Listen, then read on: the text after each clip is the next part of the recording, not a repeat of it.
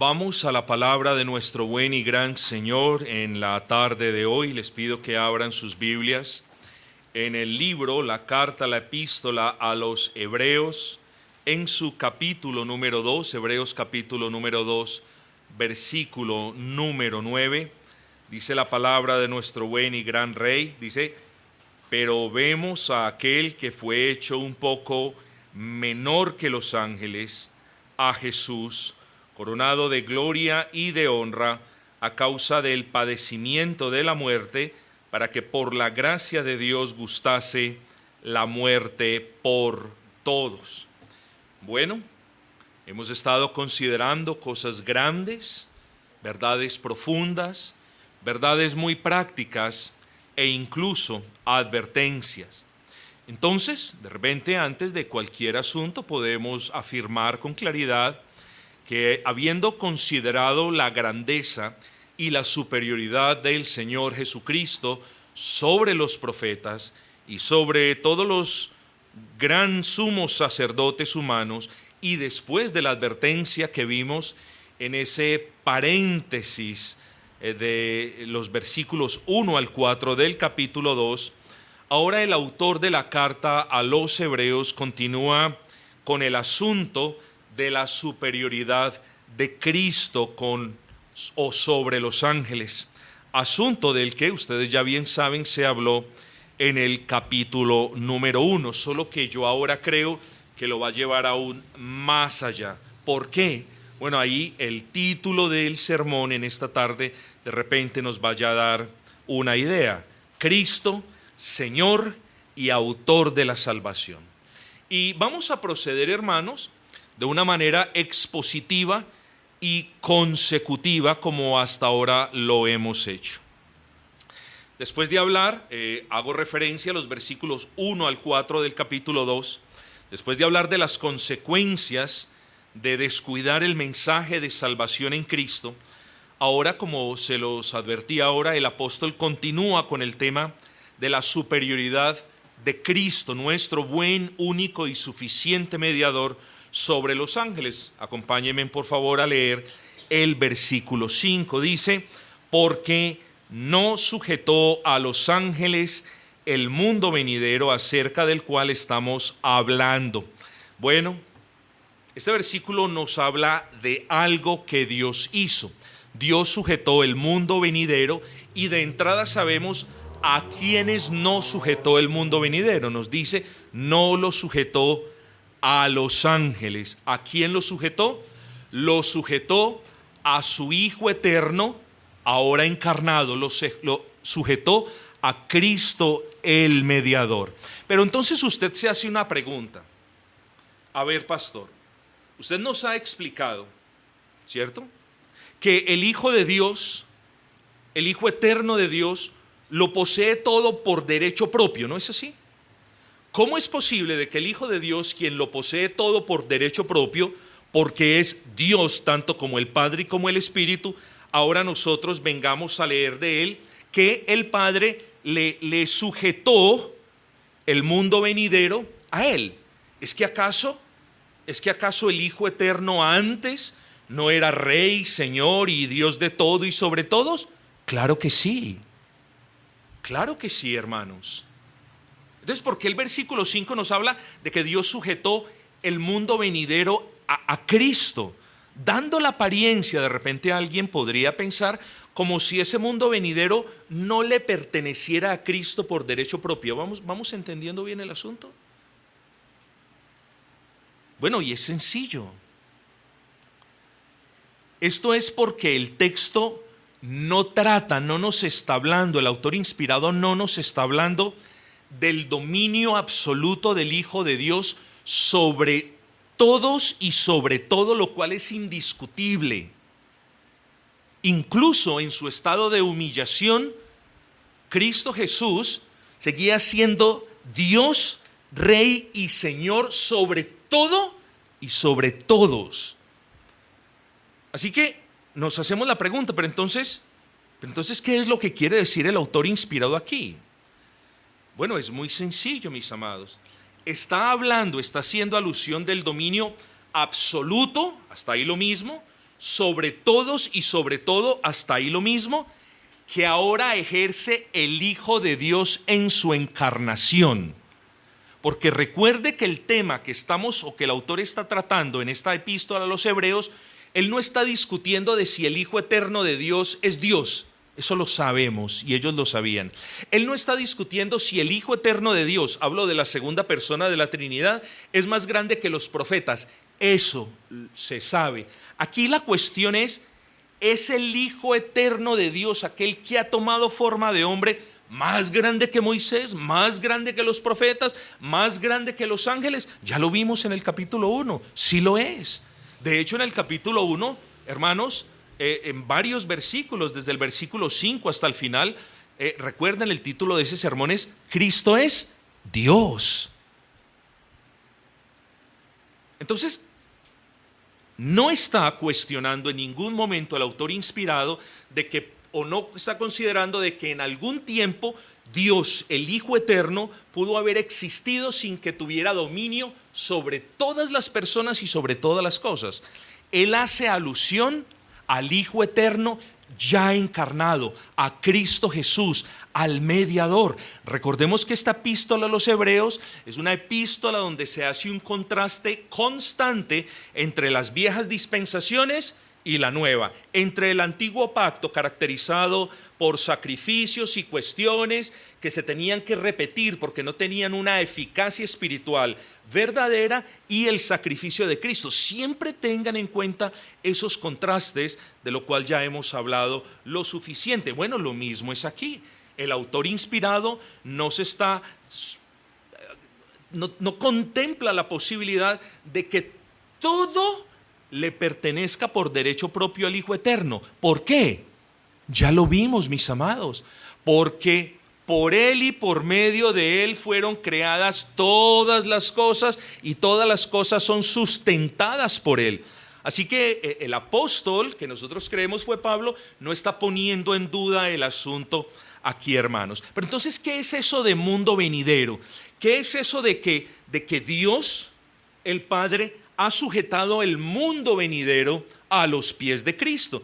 ¿Cierto? Alguien podría pensar que el mundo venidero, como lo dicen algunos maestros, de los cuales me toca advertir, tengan cuidado, porque este mundo venidero no es como dicen algunos maestros, que son los 1000 años literales o el milenio de Cristo.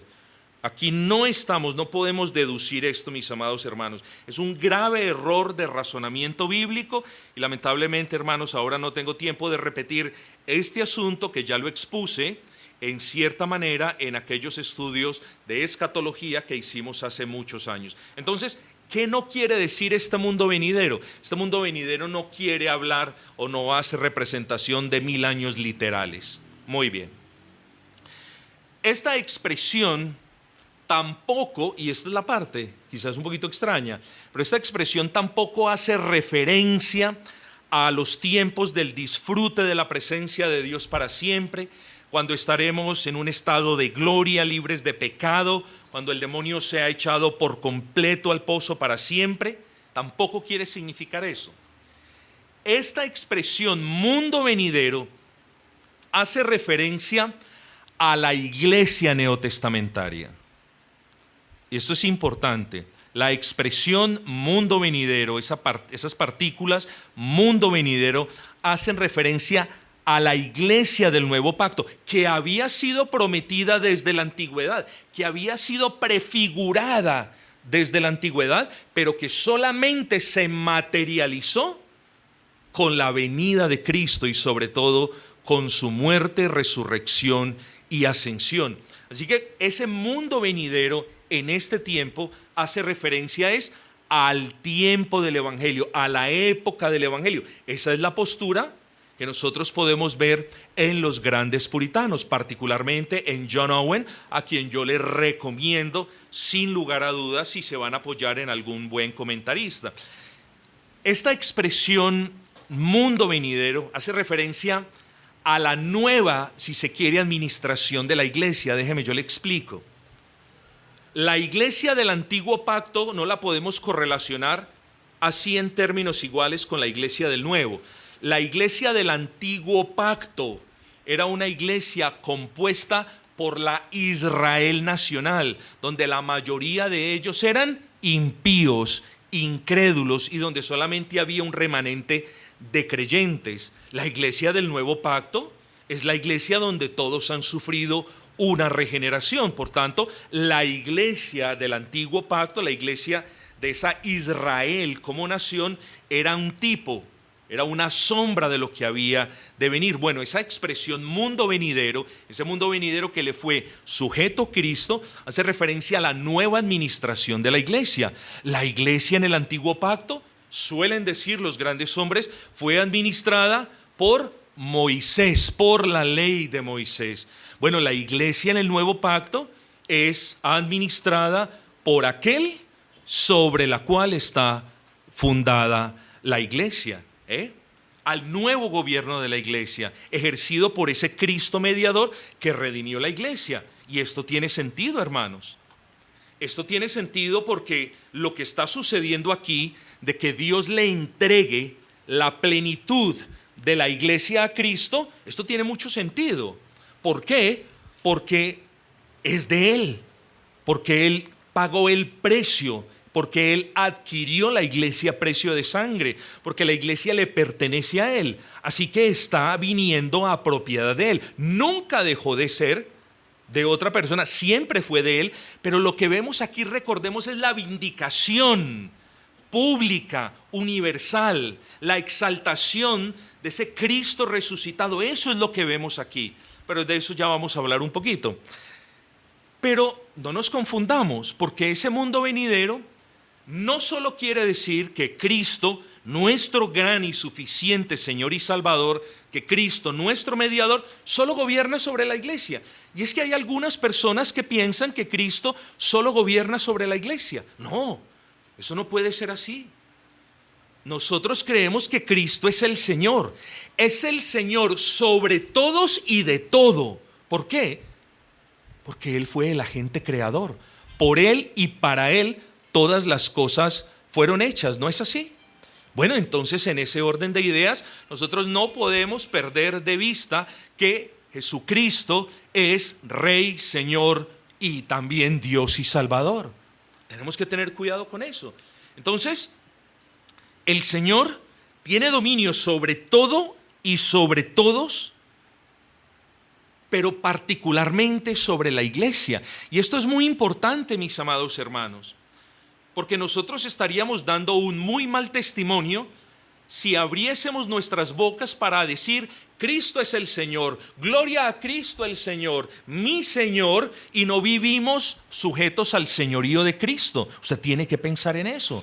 Cristo no solamente es el Salvador, Cristo es su Salvador, pero también su Dios y Señor. Nosotros no podemos separar, como ya lo dijimos, el señorío de Cristo de su oficio como mediador, del autor de la salvación nuestra, que es Cristo mismo. Entonces no podemos aceptar a un Cristo que sea Salvador, pero al cual no le entreguemos nuestras vidas como Señor. De este versículo número 5, nosotros podríamos concluir muchas cosas, y una de esas cosas es: el gobierno absoluto, total de Cristo nuestro Señor sobre todo y sobre todos es incuestionable. Y ustedes pueden ver eso. Vamos a ver eso, hermano. Vamos a hacer el ejercicio. Vamos a Efesios capítulo 1, versículo 20. Vamos a Efesios capítulo 1, versículo 20. Aquí vamos a ver lo que les he estado explicando. Efesios 1, 20. La cual operó en Cristo, dice, resucitándole de los muertos y sentándole a su diestra en los lugares celestiales. Miren cómo esto nos habla del gobierno y de la supremacía del Señor Jesucristo sobre todo y sobre todos, sobre todo principado y autoridad y poder y señorío. ¿A quién ven ustedes ahí? A un rey, ¿no es así? Y sobre todo nombre que se nombra: rebeldes, no rebeldes, creyentes, no creyentes, blancos, negros, judíos, impíos, indios, etc. Sobre todo nombre que se nombra, no solo en este siglo, sino también en el venidero. Ahí vemos el gobierno universal de Cristo sobre todos y sobre todo. A continuación vamos a ver el gobierno particular de Cristo sobre la iglesia. Pasemos al versículo 22.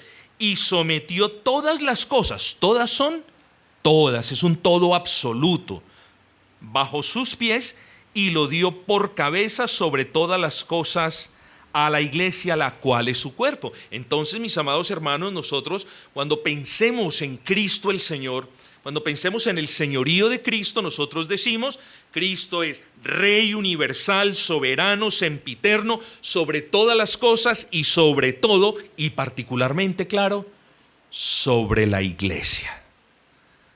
Muy bien, pasemos al versículo 6. Pero alguien testificó en cierto lugar diciendo,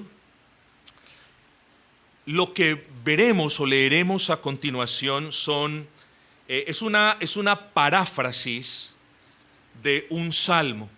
Dice, ¿qué es el hombre para que te acuerdes de él, o el hijo de hombre para que le visites?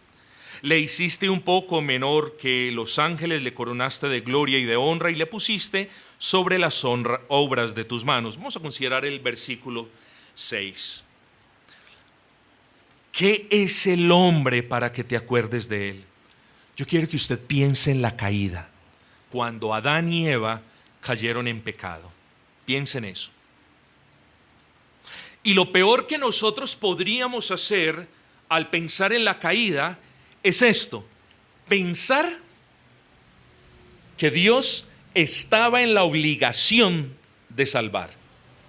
Es lo peor. O que le tocó salvar porque esa fue la manera como reaccionó cuando las cosas se le salieron del control. Dios permitió la caída para manifestar su gloria en la caída.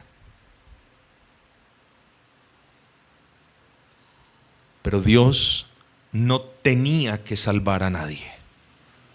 Hubiese permanecido el Dios justo que es si no hubiese salvado a nadie.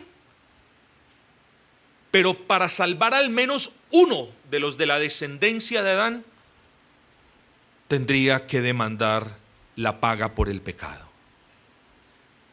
Entonces, cuando uno piensa en la caída del hombre, cuando pensamos en aquel pecado que causó la pérdida de comunión entre Dios y el hombre, cuando pensamos en la constante e impenitente desobediencia a Dios por parte del hombre, entonces no es así que nos preguntamos, ¿qué somos nosotros, Señor,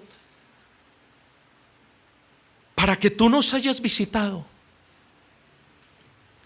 Las palabras del apóstol son, como les dije, una paráfrasis del Salmo número 8. Es un salmo mesiánico que habla de cómo el Dios santo, inalcanzable, trascendente, habría de visitar este mundo para salvar a todos los que creen en él. Mis hermanos, ¿quién es el hombre para que sea visitado por Dios mismo? ¿Quiénes somos nosotros para que Dios mismo nos haya visitado en la persona de Cristo y haya sufrido muerte y muerte de cruz? ¿Quién es usted?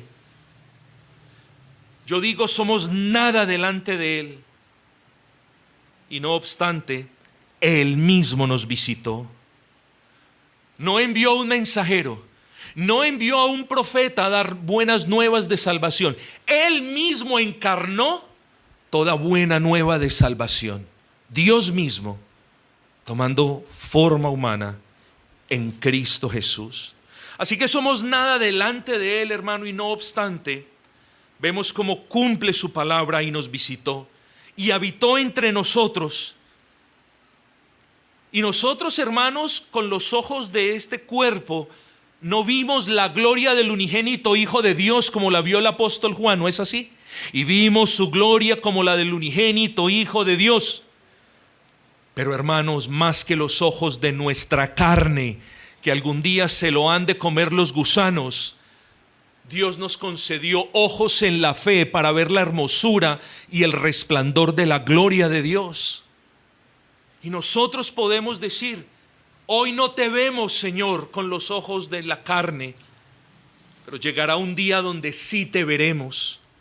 Hoy te vemos con los ojos de nuestra fe, Y llegará un día donde no sea andar más por fe, sino por vista. Pero ese día aún está por venir.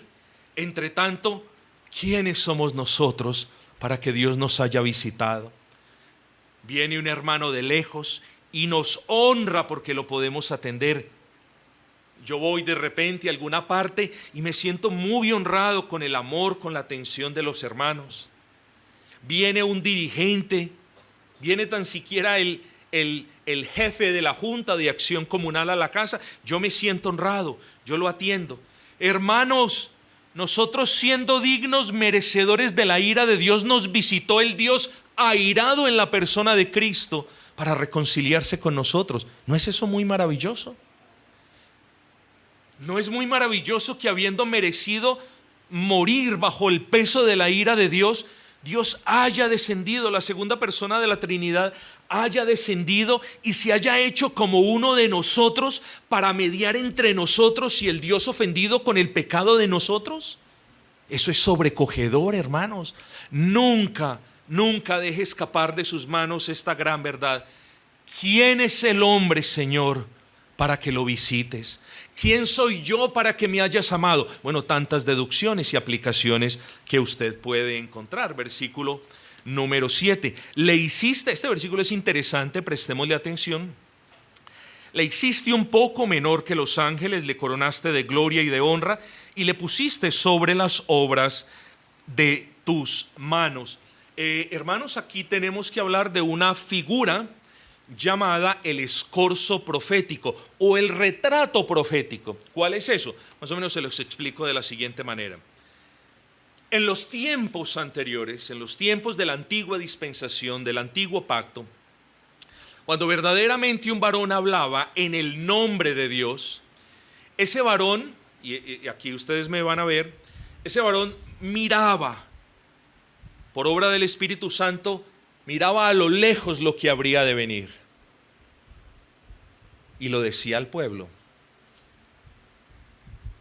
Y entonces, para poder animar al pueblo a que abrazaran esa realidad futura,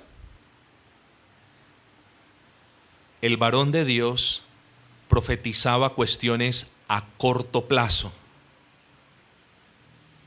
Hablaba de cosas a largo plazo y hablaba de cosas a corto plazo. Es como cuando usted está en unas montañas y enfoca, y aquí tiene un foco claro, pero con ese mismo binóculo o telescopio enfoca y ve una montaña que está más cerquita de manera clara. Bueno, ¿por qué les digo esto?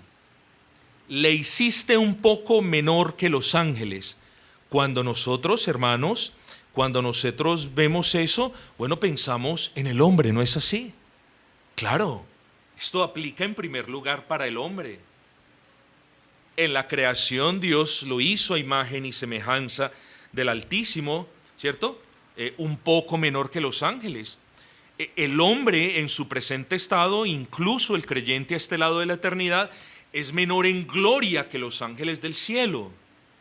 No obstante, mis amados, cuando pasemos de esta orilla a la otra o cuando lleguemos al otro lado de la eternidad, cuando seamos como glorificados, hermanos, todo aquel que haya creído en Cristo Jesús será coronado de gloria y de honra y habitará para siempre en un estado mucho más grandioso y glorioso que el de los ángeles en el cielo. Usted debe mantener eso en mente.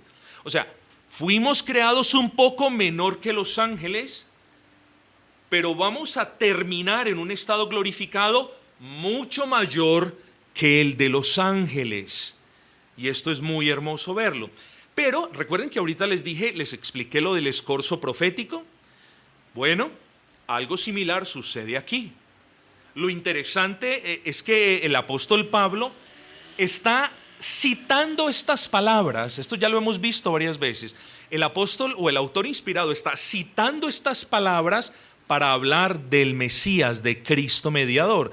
Así que cuando el apóstol cita estos salmos, que este es el salmo número 8, lo que hace es arrojar la luz del Nuevo Testamento sobre textos del Antiguo Testamento. Luego nosotros los textos del Antiguo Testamento, como el Salmo número 8, ya podemos decir con propiedad, este es un salmo mesiánico porque habla de Cristo. ¿Cómo? Pruébemelo. Ya podemos venir a Hebreos 2 porque ha sido citado por el autor inspirado para hablar de quién estamos hablando. Muy bien. Entonces lo interesante del asunto es que el apóstol Pablo interpreta las palabras de David en el versículo 22 y dice, ese que fue hecho un poco menor que los ángeles no fue otro que el Hijo eterno de Dios, pero no en cuanto a su naturaleza divina, porque nosotros no podemos pensar que Dios puede ser hecho menor que el ángel. Eso nunca. La expresión un poco menor que los ángeles no puede, repito, atribuirse a la divinidad de Cristo Jesús, porque esa divinidad es gloriosa, es inmutable, ¿cierto? ¿No es así? No puede ser transformada y no puede ser menos disminuida.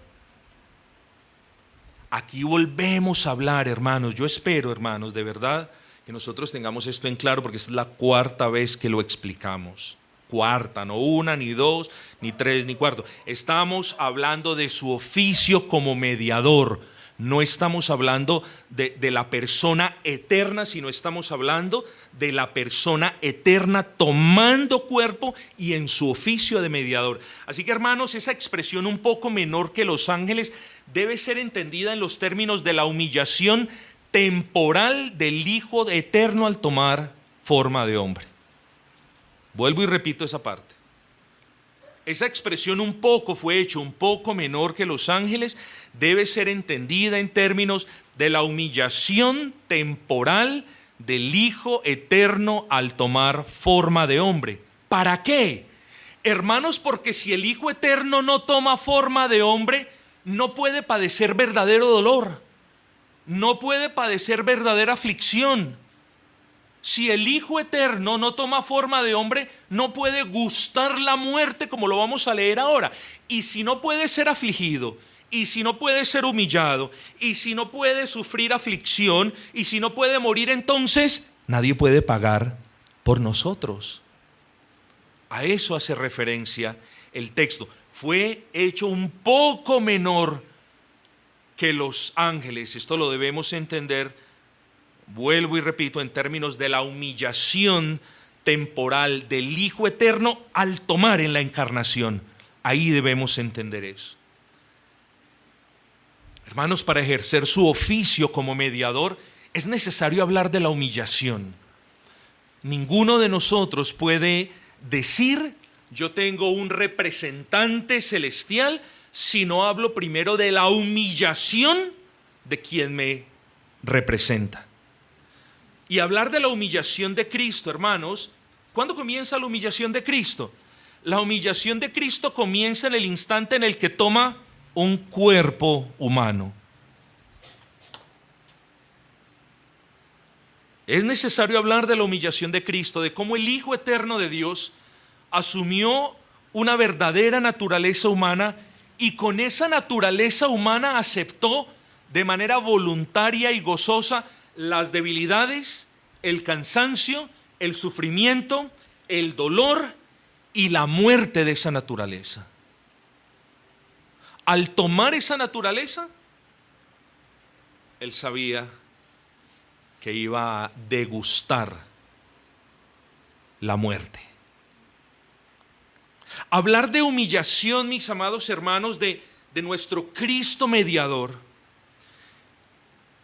es hablar de lo que dice Filipenses 2:6, de cómo siendo igual a Dios, no estimó el ser igual a Dios como cosa a que aferrarse, sino que se despojó a sí mismo tomando forma de siervo y haciéndose semejante a los hombres. Hablar de la humillación de Cristo es hablar de cómo en esa condición de siervo se sujetó voluntariamente a la ley de Dios. Imagínense ustedes, la ley del Dios Trino, y vemos a la segunda persona de la Trinidad encarnada en Cristo Jesús, sujetándose perfectamente a esa ley. Eso es maravilloso. Hablar de la humillación de Cristo es hablar de cómo finalmente se entregó a la muerte y muerte de cruz para satisfacer la justicia divina.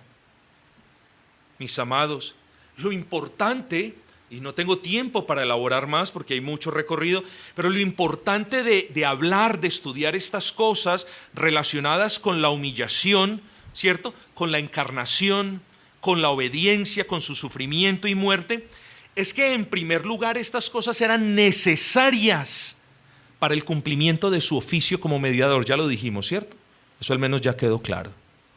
Pero en segundo lugar, todo esto pertenecía a su ministerio terrenal o a su estado temporal de humillación. Es decir, la humillación de la segunda persona de la Trinidad en Cristo Jesús fue algo temporal relacionado únicamente con la economía de la salvación. Y nosotros vemos, hermanos, porque miremos, versículo 7, porque le hiciste un poco menor que los ángeles, y miren lo que viene a continuación, le coronaste de gloria y de honra.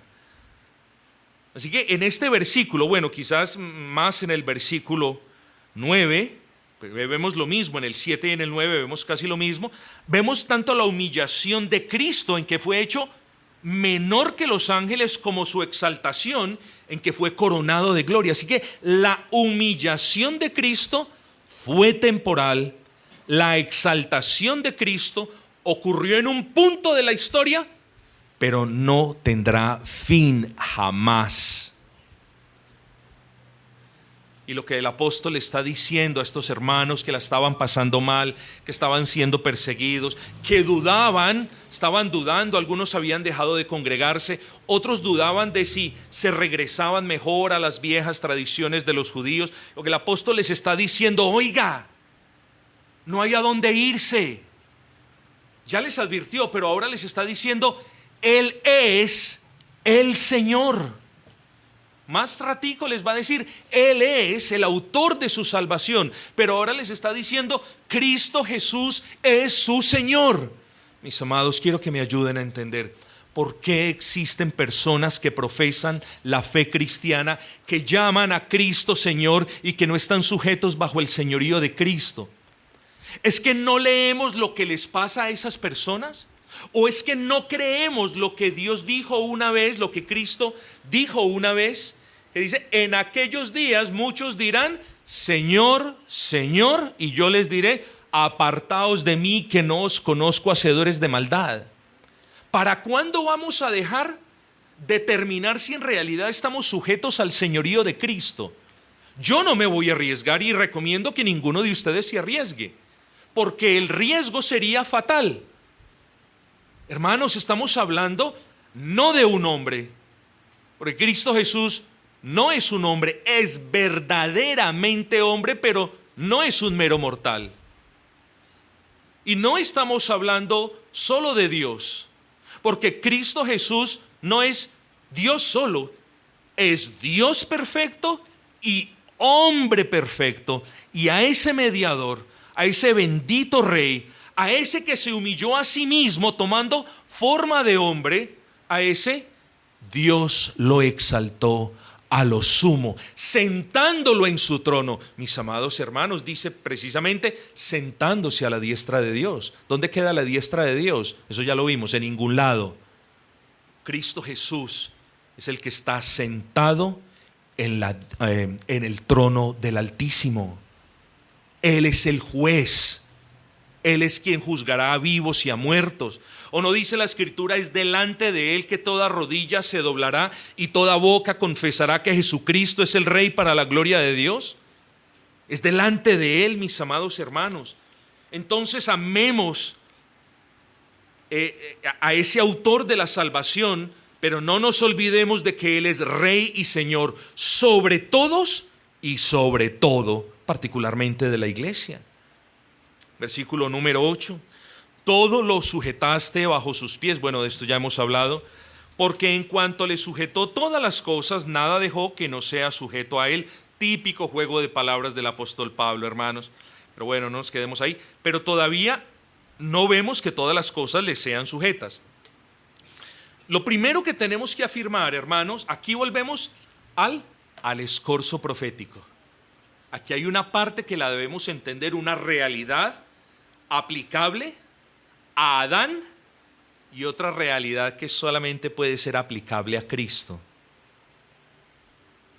Eso es lo primero que tenemos que entender. Todas las cosas, todo lo sujetaste bajo sus pies. Bueno, eso es lo que nos dice la palabra del Señor, lo que Dios hizo con Adán, ¿no fue así? Génesis 1:28 nos dice eso. Fructificaos, multiplicaos y llenad la tierra y sojuzgadla y señorear sobre la creación. ¿Pero qué pasó? Usted me lo puede decir. De la misma manera como el pecado entró y rompió, dañó la relación entre el hombre y Dios, así también el pecado impidió al hombre desde entonces de cumplir esta ordenanza de la creación. Y luego nosotros vemos el desorden en el que vivimos y ya entendemos esto.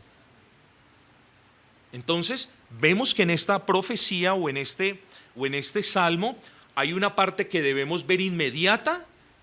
Eso se cumplió en Adán, aunque Adán no sojuzgó al mundo para siempre ni su descendencia, pero vemos la parte que habría de venir, es a Cristo. Entonces, mis amados hermanos, aunque redimido, no es el hombre quien ahora puede gobernar la creación en su plenitud. El Adán, el primer Adán falló en esto y nosotros, su descendencia, desobedecimos en él y tampoco tenemos ese llamado. La pregunta es, entonces, si no es el hombre a quien el autor de esta epístola tiene en mente, ¿a quién? Bueno, ya lo expliqué ahora. Cuando nosotros encontremos, y nótese que estamos hablando de Cristo, cuando nosotros encontremos estas citas, y estas citas estén en el contexto de Cristo, es fácil para nosotros decir, estas citas del Antiguo Testamento nos están hablando de Cristo. Hermanos, todo fue sujeto bajo sus pies y nada dejó que no sea sujeto a Cristo. Eso prueba lo anterior. Nosotros podemos, hermanos, confesar con plena libertad que nuestro bendito Cristo es Rey absoluto y soberano sobre todos y sobre todo, sobre lo invisible, sobre lo que no vemos, sobre lo alto, sobre lo profundo, sobre lo terrenal, sobre lo celestial, pero también sobre el reino de las tinieblas y con más veras, sobre el reino de Cristo, que es la iglesia. Así que comprenda algo, todo en este momento está gobernado plena, absoluta e inequívocamente por Cristo. Otros dirían, Dios gobierna por medio de Cristo. Está bien, no tengo problema con eso. Pero estamos hablando en esta carta del contexto del mediador de Cristo Jesús, la segunda persona de la Trinidad encarnada. Y lo que nosotros estamos concluyendo es eso, mis amados hermanos. Él es Rey. Dice, pero aquí viene algo interesante, dice, pero todavía no vemos que todas las cosas le sean sujetas. Bueno, por un lado, nosotros vemos que el mundo anda desatado, ¿no es así? Desatado. Entonces uno diría, no, pues este mundo no se le sujeta a Dios. Uno pensaría de esa manera. Y bueno, mire lo que hace usted. Sus pecados son una prueba de que cada vez que usted peca no se está sujetando al señorío de Cristo. Entonces, pues no vamos muy lejos para entender cómo es el asunto. Hermanos, aquí debemos entender dos cosas. Primero, la inauguración del reino y la consumación del reino. Estas son palabras de teología pactual, también escatológicas, de las que vamos a hablar pronto en esta carta. La inauguración del reino fue inaugurado con la venida del Señor Jesucristo. La consumación del reino ¿cuándo se va a dar? En la venida del Señor Jesucristo. La inauguración del reino viene cuando Cristo descendió como siervo, y la consumación del reino se llevará cuando Cristo descienda como rey, como el rey que es. O lo podemos poner de esta manera: la primera es la adquisición del dominio por su muerte, por su resurrección, y la segunda es la aplicación progresiva de ese dominio mediante la predicación del Evangelio. Es decir, lo que primero hace el Señor Jesucristo es comprar su iglesia, establecer sobre él su iglesia, y lo segundo que hace es buscar la rendición progresiva de sus enemigos. Pero entonces nosotros, hermanos, de la manera como meditamos es: todos los días hay más impiedad, todos los días hay más oposición, y eso es verdad. Pero lo que nosotros no vemos es cuánto avanza también el reino de Cristo de maneras que nosotros no podemos dimensionar o mirar. Y a eso se refiere el punto. El gran puritano John Owen dice que la sujeción de todas las cosas se lleva a cabo gradualmente. El reino de Cristo avanza hasta que se complete perfectamente en el último día. Nosotros, hermanos, hacemos parte del reino de Cristo y buscamos el avance del reino, particularmente porque el reino en su esencia primaria somos nosotros, la iglesia, y debemos procurar, hermanos, que ese reino avance. ¿Cómo avanza el reino? Mediante el poder de la palabra, mediante la predicación del Evangelio, mediante cómo el Espíritu Santo aplica el Evangelio. Pero entonces hay algunas personas que dicen: hasta que todo quede perfectamente bajo el dominio perfecto de Cristo, esta palabra no se cumple. No, Cristo reina ya, y eso usted lo tiene que tener en cuenta. Si Cristo no reinara en este instante, nosotros diríamos: bueno, hay que esperar a que Cristo se siente en el trono real para que ejerza el dominio. Pero nosotros sabemos que está sentado a la diestra de Dios, que Él reina, y no podemos, hermanos, pensar de que Cristo, siendo Dios perfecto, reina sin que sus propósitos se cumplan. Luego, Cristo reina, y a pesar que no lo vemos, los enemigos siguen cayendo debajo de sus pies, mis amados hermanos. Entonces, estas palabras: todavía no vemos todas las cosas que le sean sujetas, la podemos entender de esta manera. El Señor Jesucristo es Rey, Dios soberano de todo el universo, investido de poder y gloria tras su resurrección y exaltación, y pese a ello, y aquí viene el punto, pese a ello, esa sujeción no se manifiesta aún plenamente ante nuestros ojos. Es decir, los ojos de nuestra carne, de nuestro cuerpo, nunca van a ver esa perfecta sujeción. Solo veremos la perfecta sujeción cuando Cristo regrese. Ese día veremos la total sujeción de todos y de todos a Cristo Jesús. Una realidad presente ahora, pero va a ser una realidad consumada en aquel entonces. Pero, mis amados hermanos, es cierto, nosotros no podemos ver que en apariencia todas las cosas estén sujetas. Pero ¿saben qué es mejor, hermanos? Espero que ustedes estén de acuerdo conmigo. ¿Saben qué es mejor? Que con los ojos de la fe podemos ver a Cristo Jesús. Y eso es lo que nos dice el versículo 9. No vemos que todas las cosas le sean sujetas, versículo 9, pero vemos a aquel que fue hecho un poco menor que los ángeles, a Jesús. ¿Sí notaron el punto, hermanos? Y eso es lo que necesitamos ver.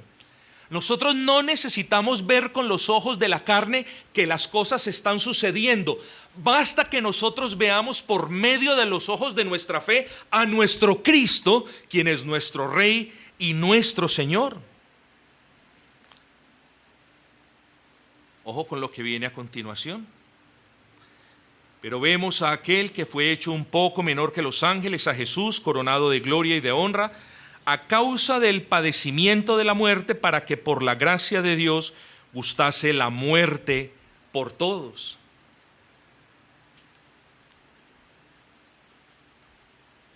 Hermanos, aunque lo único que nosotros merecíamos era morir sin esperanza bajo el juicio de Dios a causa de nuestros pecados, solo por la gracia de Dios ese bendito Cristo, cierto que por un tiempo se hizo un poco menor que los ángeles, gustó la muerte que merecíamos. Preste la atención a la expresión gustó la muerte, por favor. Gustó la muerte. Significa experimentar la muerte en todas sus implicaciones, no solamente en el dolor físico que sintió Cristo, sino en el dolor infinito espiritual que sintió al ser abandonado del Padre por cargar los pecados de los hijos que el Padre le había entregado para que redimiera. Eso significa gustar la muerte, experimentarla en toda su realidad, con todos sus dolores, con todas las angustias, con todos los sufrimientos de cuerpo y alma. Mis amados, cuando la palabra del Señor dice que Cristo gustó la muerte, la idea que nos transmite no es la de que simplemente murió. Nosotros, pruebe esto. Pruebe un poquito y me dice, y si no le gusta, entonces nosotros nos dan una migajita de ají o de miel, probamos un poquitico. Esa no es la idea que proyecta esta palabra o la expresión gustó la muerte.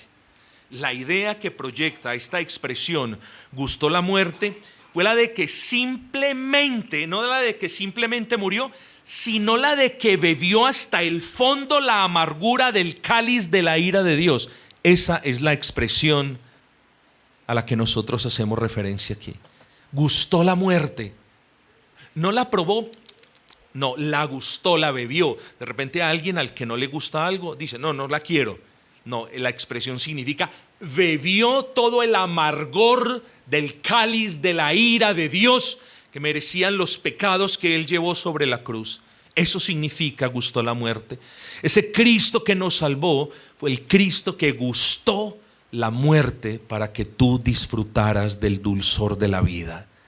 Ese es el bendito Cristo a quien nosotros adoramos, hermanos. Fue así como por la gracia de Dios y no por mérito humano alguno, Cristo se constituyó en el sustituto eficaz y perfecto de su pueblo. ¿Cómo?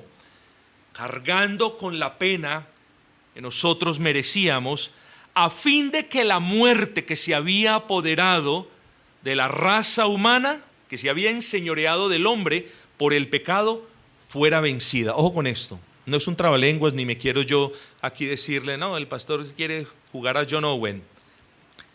Lo que les acabo de decir es que al beber el amargor del cáliz de la ira de Dios, al gustar la muerte por completo, con su muerte venció la muerte que se había apoderado de la raza humana por el pecado.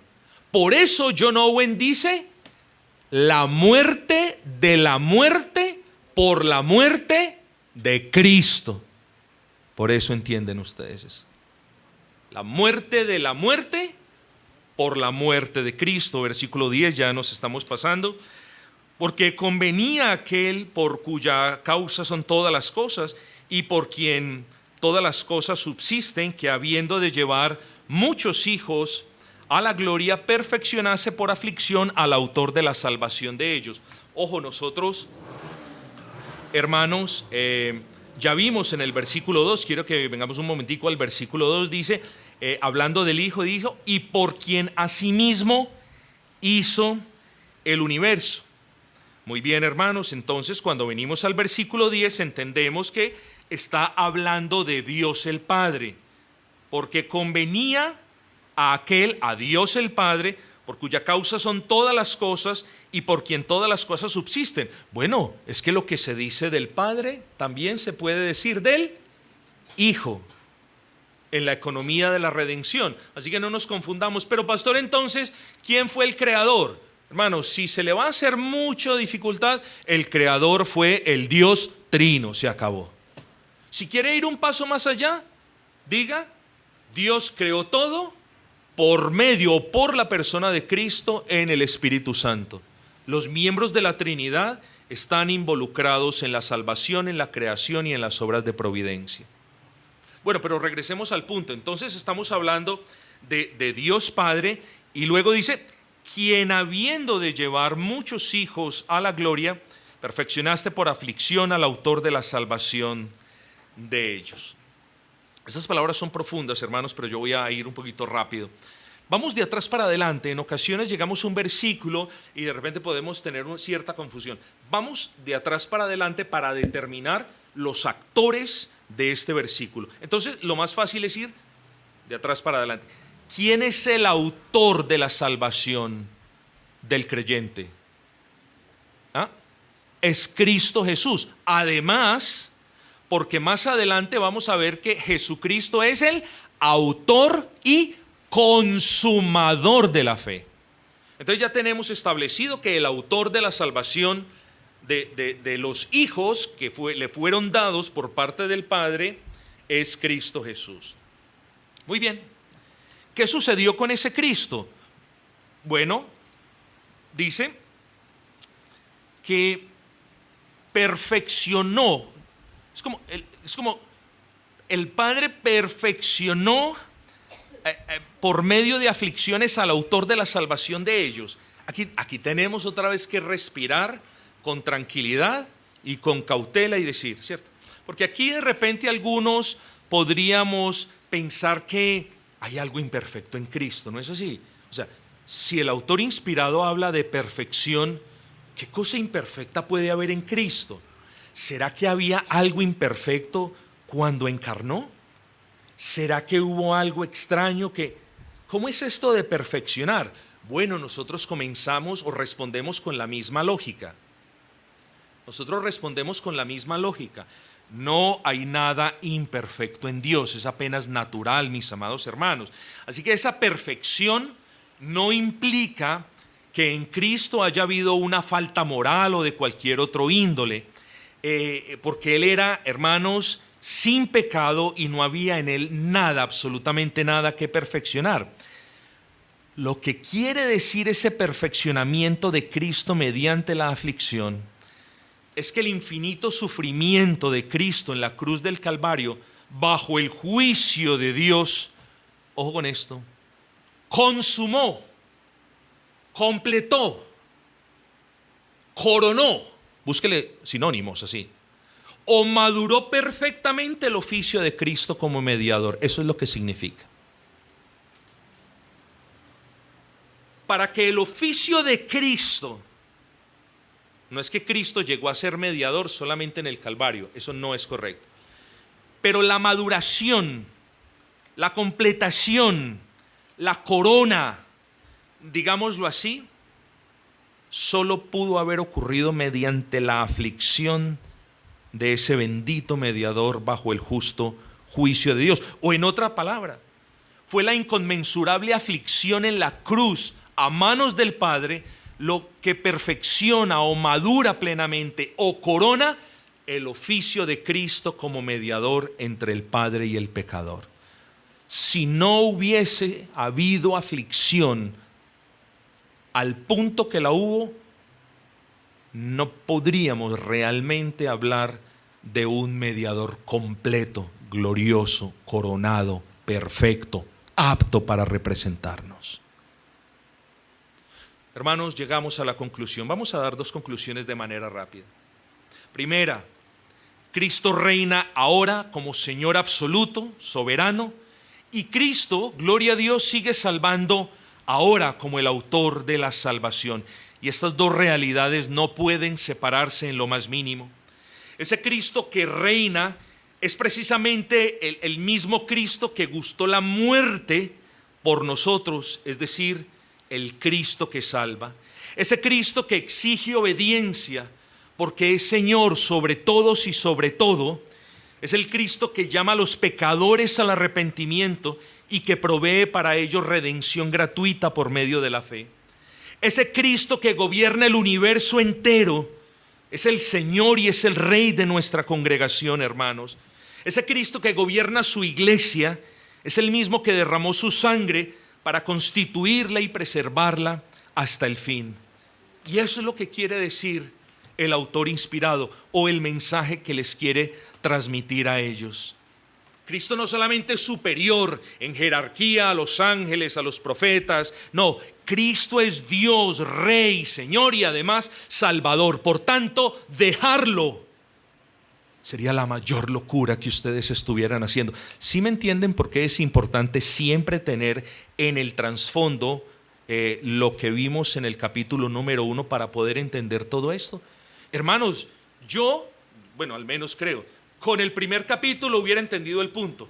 Claro, ¿cómo me voy a regresar para un sistema religioso que denigra de Cristo, que literalmente negó a Cristo cuando Cristo es Dios? Yo digo, ya con esto fue suficiente. Pero miren el empeño del autor inspirado por probar una y otra vez, no solamente la deidad del mediador, eso ya está probado, sino para decirle a los hermanos, qué locura tan grande si ustedes se regresan a un sistema ceremonial que está esperando a alguien que no va a volver porque ya vino. ¿Qué locura sería? ¿Qué locura sería que ustedes se pusieran a pensar en ángeles y en arcángeles y en todo lo demás cuando Cristo, que dio la vida por ustedes, es superior a ellos? Qué retroceso para su alma, qué peligro para su alma sería regresar a un sistema de una dispensación vieja que le tocaba repetir los sacrificios cuando hubo uno que se coronó como mediador por esa aflicción infinita en la cruz del Calvario. Hermanos, eso es lo que les quiere decir el autor inspirado. Pero la segunda conclusión, mis amados, qué dulce es nuestro buen Señor. Dios no simplemente determinó perdonar a culpables, voy a perdonar a culpables y no los voy a condenar. Dios no hizo eso. ¿Lo hubiera podido hacer? De repente sí. Está bien, esto lo digo con respeto, voy a mandar a mi hijo para que todo aquel que en él crea no se pierda. No va a sufrir condenación. Pero lo voy a dejar así, se acabó el asunto. Va a tener vida eterna. Pero eso no fue lo que hizo Dios. Y por eso decimos que Dios determinó no simplemente perdonar culpables así, sin más, sino salvar pecadores para convertirlos en sus hijos y adoptarlos en su familia y proveerles para siempre gracia, seguridad y todos los beneficios que su Hijo eterno ganó en la cruz del Calvario. Qué hermoso es nuestro Señor, ¿no es así? Por eso decimos que Cristo Jesús es nuestro Dios, nuestro Rey, nuestro Señor y nuestro suficiente Salvador. No queremos a nadie más sino a Cristo y no necesitamos a nadie más sino a Cristo.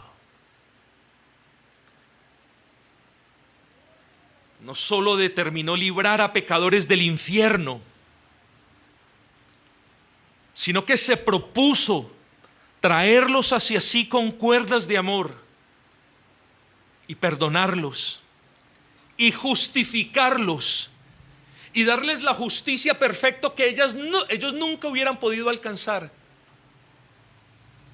Darles las de su Hijo y ver a tantos hijos en el unigénito Hijo de Dios y adoptarlos en la misma familia y llevarlos a la gloria.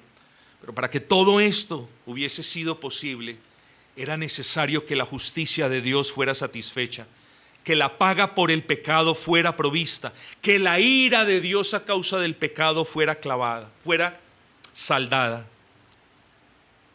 Y nadie puede hacer esto salvo aquel, y aquí viene el punto, cuyo oficio como mediador fue perfectamente completado en toda aflicción en la cruz del Calvario. Desde su encarnación Cristo ha sufrido aflicción, pero fue en la cruz donde esa aflicción fue llevada al grado máximo, y por eso nosotros decimos: perfeccionaste por aflicción al autor de la salvación de ellos. Es decir, coronaste con aflicción el oficio de Cristo como nuestro Salvador. Bendito Cristo, hermano, le ruego por favor, y no clamo, lejos de decirlo, que este haya sido el sermón más hermoso, no, pero piensen en estas palabras, vuelvan a escuchar este sermón, hermanos. Aquí se dijeron cosas importantes para el alma, aquí se dijeron cosas importantes teológicamente hablando, aquí se recordaron cosas esenciales del cristianismo bíblico y básico. Cristo es Rey y gobierna sobre nosotros, y nosotros debemos sujetarnos a su señorío, y Cristo es el autor de nuestra salvación, y debemos andar de una manera digna del Evangelio de Cristo que nos salvó. Bendito sea el nombre del Señor.